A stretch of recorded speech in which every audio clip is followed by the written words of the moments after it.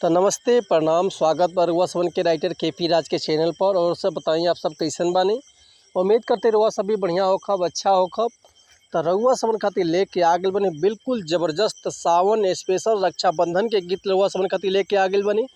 Bhojpuri track पर भोजपुरी भाई बहन के रक्षाबंधन स्पेशल सॉन्ग लेके आ गइल रउआ सबन खातिर।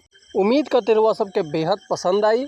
अगर एक रउआ नया म्यूजिक बनवा के बढ़िया से दिल से गायकी कैतनी तो 100% बाकी गाना और मार्केट में ब्लास्ट करी। लेकिन इससे पहले रुआ समझ से एगो बात कहल चाहब कि रुआ अगर गायकी कल चाहतनी, गायकी में कदम रखले बनी, गायकी रुआ के पसंद बा और रुआ के बढ़िया बढ़िया मीटर नहीं मिलत, बढ़िया गाना नहीं मिलत, बढ़िया से तुकबंदी नहीं मिलत, तो रुआ अगर हमारा चैनल पर आ गए बन तो रुआ सबके निराश भइले के जरूरत नहीं है।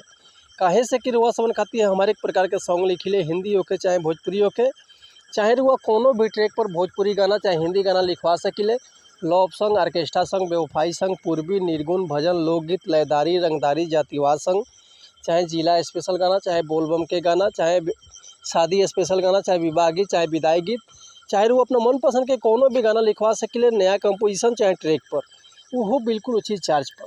तो ऐसे कहल चाहब रुआ समझ से कि रुआ अगर हम चैनल पर आ गए बनी, चैनल पर नया बनी, चैनल पर पहला बार बनी, तो चैनल के लाइक कर दी, सब्सक्राइब कर दी, बेल आइकन प्रेस कर दी, ताकि कोनो वीडियो अपलोड करते तो सबसे पहले नोटिफिकेशन रुआ सबन के मिले। अगर रुआ सबके वीडियो अच्छा लगा था तो एगो प्यारा सा कमेंट कर दी। चलिए देर ना करते आज के मीटर देखल कैसे बा, का एकर लय बा, का एकर धुन बा, ये रुआ सबन के हम गा के बताओ तो उम्मीद करती रुआ सबके बेहद पसंद आई। तो चलिए देखिए आज के गाना कैसे बा।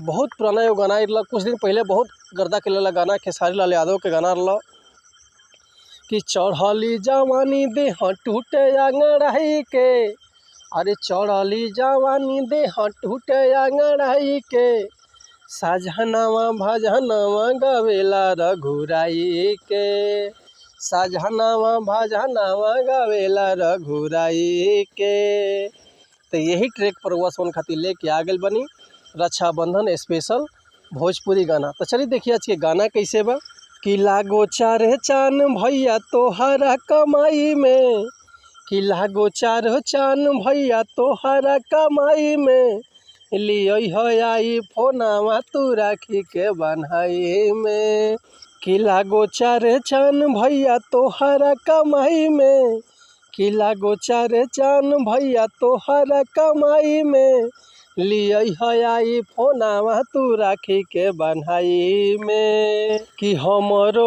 उमरिया लागे तोहरा अरदुआई में, कि हमरो उमरिया लागे तोहरा अरदुआई में, लिय आई फोनावा तू राखी के बन्हाई में, कि लागो चार चान भैया तोहरा कमाई में, कि लागो चार चान भैया तोहरा कमाई में, लिय आई फोनावा तू राखी के बन्हाई में, हमरो उमरिया लागे तोहरा अरदुआई में, अरे हमरो उमरिया लागे तोहरा अरदुआई में, लिय आई फोनावा तू राखी के बन्हाई में, लिय आई फोनावा तू राखी के बन्हाई में। तो उम्मीद करते हैं मेटर वह सबके बेहद पसंद आयल हुई। अगर ये गाना कर वह फुल लिखवाल चाहते हैं तो डिस्क्रिप्शन में हमारा कॉन्टैक्ट नंबर बा, व्हाट्सअप नंबर बा, रुआ कॉल कर सके या व्हाट्सअप कर सके, रुआ के बिल्कुल अच्छी चार्ज पर फुल गाना मिल जाए। लेकिन इससे पहले रुआ समझ से एगो बात कहल चाहब कि अगर हमारा गाँव में कोनो मिस्टेक होता तो भी क्षमा चाहतनी। ऐसे कि हम गायक ना ही रुआ समझ के खाली बता सकिले, समझा सकिले। तब मिलत है नेक्स्ट वीडियो में कुछ नया गाना लेकर, तब तक के लिए नमस्कार, प्रणाम, जय हिंद, जय भारत, जय भोजपुरी समाज, हर हर महादेव, जय श्री शंभू, जय माता।